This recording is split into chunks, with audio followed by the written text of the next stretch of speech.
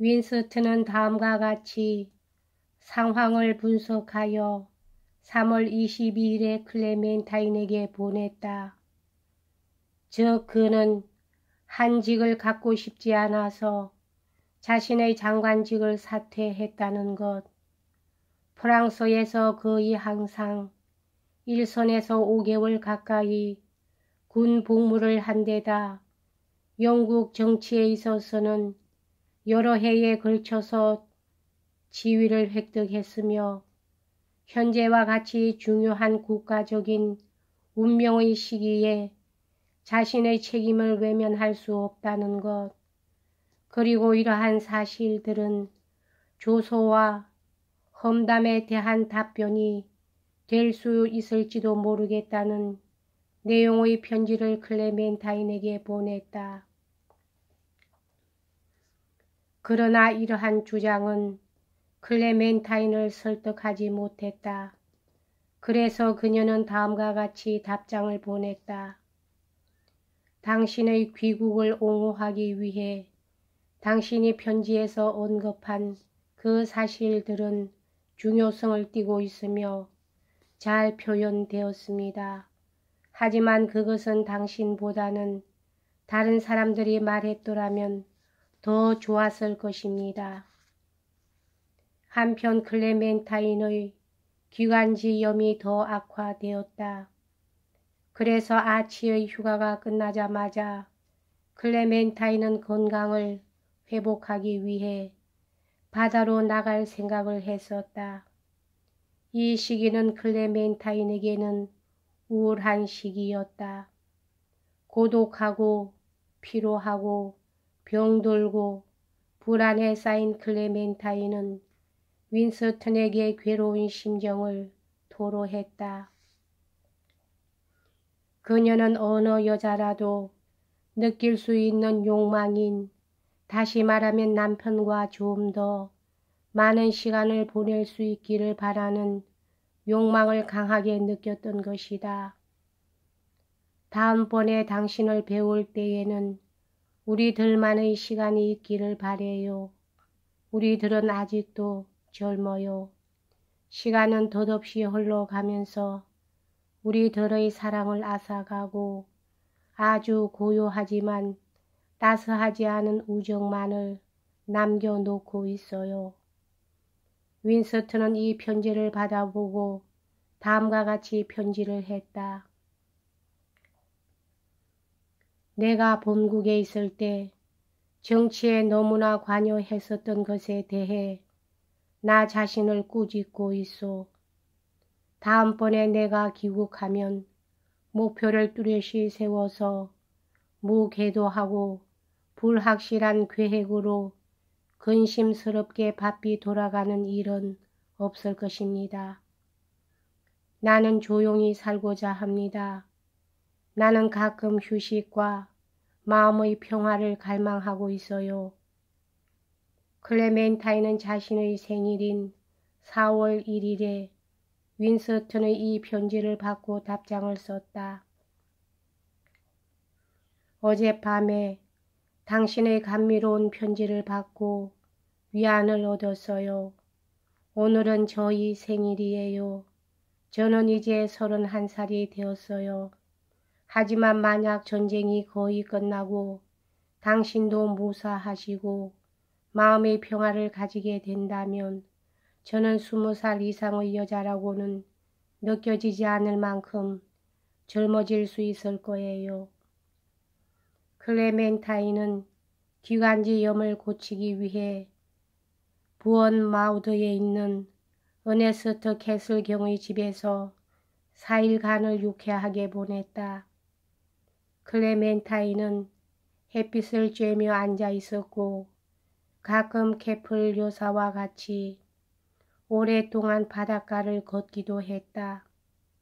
클레멘타인은 캐플 여사를 좋아했으나 이번에는 윈스턴에게 캐플 여사에 대해 불평을 늘어놓았다.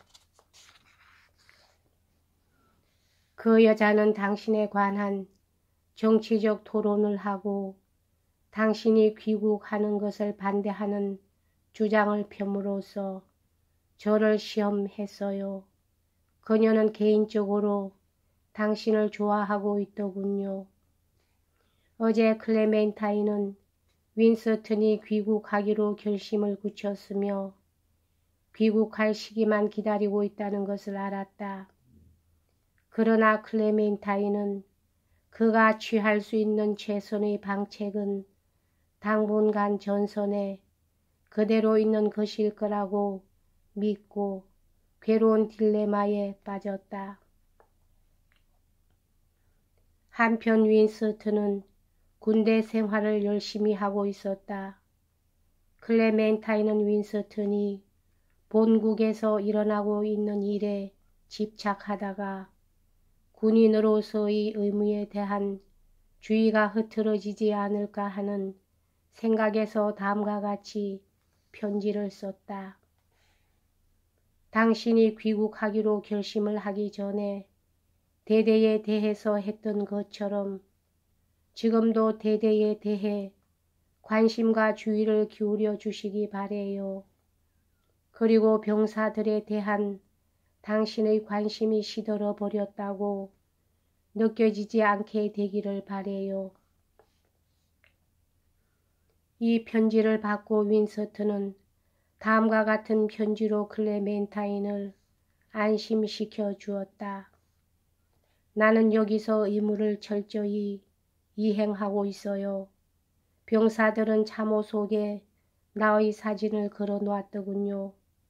우리 부대에 큰 시련이 닥쳐오면 병사들은 틀림없이 분발할 것입니다. 윈스턴은 4월 중순에 휴가차 귀국했다가 4월 28일에 프랑스로 돌아가 마지막으로 자신의 대대로 돌아왔다. 윈스턴은 군사적인 이유 때문에 최종적으로 귀국할 기회를 포착할 수 있기를 항상 바랐다. 그런데 스코틀랜드 여단이 많은 인명피해를 입었기 때문에 몇몇 대대를 통합하기로 결정이 내려졌다. 이 통합 과정에서 처칠은 고참 대령에게 자리를 양보했고 이로써 윈스턴의 로열 스코트 수발총병대 대대와의 관계는 끝났던 것이다. 따라서 1916년 5월 초에 윈스턴은 귀국했다. 윈스턴은 하원의 뒷좌석에 의회의 여야 의원들과 함께 앉아 있었다. 여기서 그는 전쟁을 정열적으로 그리고 효율적으로 수행하게 하려고 열심히 애를 쓰고 있는 강력하고 애국적인 야당에 합세했다. 이와 동시에 윈스턴은 다다넬저 작전의 와해 이후 자신에게 끊임없이 가해진 무지하고 부당한 비난과 관련해서 자기 자신의 명예를 회복하기로 결심했다. 에스키드 수상은 공식 문서를 발표하기를 거절했지만 다다넬저 작전을 조사하도록 위원회를 임명했다. 이 위원회는 1916년 4월에 첫 회의를 가졌고 처칠은 거의 1년 동안 자기 자신의 책임에 대한 변호를 해왔다. 그리고 12월에는 로이드 조지가 에스키드 수상을 물리치고 수상이 되었다. 1917년은 전쟁 기간 중 가장 어려운 해였다.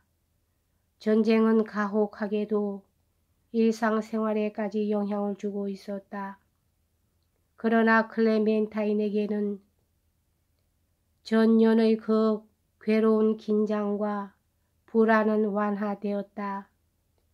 1917년 봄에 처칠은 의회에서 끊임없는 활동을 벌였고 돌아가는 일들에 관한 지식과 두려움을 모르는 강력한 주장 때문에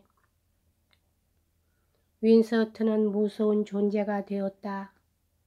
1917년 3월에 다다넬저 위원회의 중간 보고서가 발표되어 윈스턴의 명예는 회복되었다. 로이드 조지 내각에서 윈스턴은 군수성 장관이 되었다. 장관에 임명된 윈스턴은 자신의 선거구에서 재건 운동을 하지 않으면 안 되었었다. 클레멘타인은 던디 선거구에서 윈스턴을 위해 정력적으로 선거운동을 했다. 이 선거운동은 격렬한 싸움이었다. 그러나 윈스턴은 5,000표 이상의 과반수를 얻어 무난히 당선되었다. 전선에서 돌아온 이후 윈스턴은 클레멘타인과 그리고 잭과 구니와 더불어 크로멜 로드에서 계속 살았다. 그러나 곧 그들은 새를 놓았던 에클레스턴 스퀘어에 있는 집으로 다시 이사했다. 그러다가 이들은 이스터 그린스티에 가까이에 있는 럴랜드라는 아름다운 시골집을 구했다. 처칠은 군수성 장관의 직책 때문에 프랑스에 자주 가게 되었다. 군대가 필요로 하고 있는 것을 직접 알고 있는 현지 사령관들과 긴밀한 접촉을 하는 것은 윈스턴에게는 중요하기 때문이다.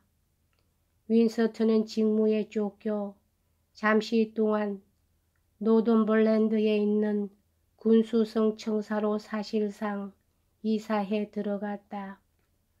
그리고 주말은 럴랜든에서 보냈다.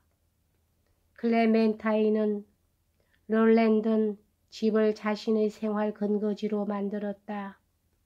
더군다나 클레멘타인은 다시 임신을 했기 때문에 시골의 생활은 그녀에게는 특히 알맞은 생활이었다. 집을 거주하기에 편리하게 만든 후 클레멘타인은 조그마한 농장에 관심을 가졌고 정원 가꾸는 일에도 신경을 썼다. 윈스턴이 집을 비우고 없을 때 가족들은 교통수단으로서 이륜 마차를 이용했다. 그러나 마차는 위험 부담이 없는 것은 아니었다. 왜냐하면 9월에 말이 스팀롤러를 보고 당황한 나머지 마차가 크게 손상된 적이 있었다. 말은 다치지 않았으나 클레멘타인은 심한 타박상을 입기도 했다. 클레멘타인은 임신 중인데에도 주보 일 때문에 런던으로 길고 지루한 여행을 계속했다. 그녀의 능력과 헌신은 공식적으로 인정을 받았다. 언제나 그랬듯이 클레멘타인은 남편이 하는 일을 우선적으로 생각하고 있었으며 전쟁의 진전 상황에 대해서 세부적인 것을 이해하고 있었다. 9월 12일은 클레멘타인의 결혼 10주년이 되는 날이었다. 그래서 윈스턴은 파리에서 클레멘타인에게 편지를 썼다. 10년 전 우리들은 우리들의 특별 열차를 타고 블렌하임으로 내려가고 있었소. 기억나지 않소? 그것은 인생의 여정에서 하나의 긴 단계입니다. 당신은 우리들이 보통의 기혼 부부들보다 덜 행복하긴 했으나 아니면 더 행복했다고 생각하지 않으오. 당신과 함께 좀 더 잊지 못한 것에 대해 나는 나 자신을 크게 꾸짖고 있어요. 그러나 10년 동안에 태양은 결코 지지는 않았어요. 사랑하는 당신, 앞으로는 당신이 고요히 미소를 짓는 날이 오기를 나는 바라고 있소. 드디어 휴전이 성립되었다. 클레멘타인은 이 역사적인 순간에 윈스턴과 함께 군수성 청사에 있었다. 그리고 클레멘타인과 윈스턴이 승리의 날의 수상을 만나러 갔을 때 그들의 자동차는 환호성을 울리는 군중들에 의해 둘러싸여졌다. 에클레스턴 스퀘어에 있는 집의 임대 기간은 이 해 중에 끝났다. 클레멘타인은 8월에 접어들면서 해산달이 다가오자 런던에서 집을 새로 구해야 했었다. 항상 친절한 코넬리아 숙모가 하노버 광장 가까이의 텐트든 가에 있는 자기 집을 빌려주었다. 휴전이 성립된 지 나흘 후인 11월 15일에 클레멘타인은 네 번째 아이를 낳았다. 여자 아기였다. 그들은 아기를 메리골드 프랜시스라고 불렀다.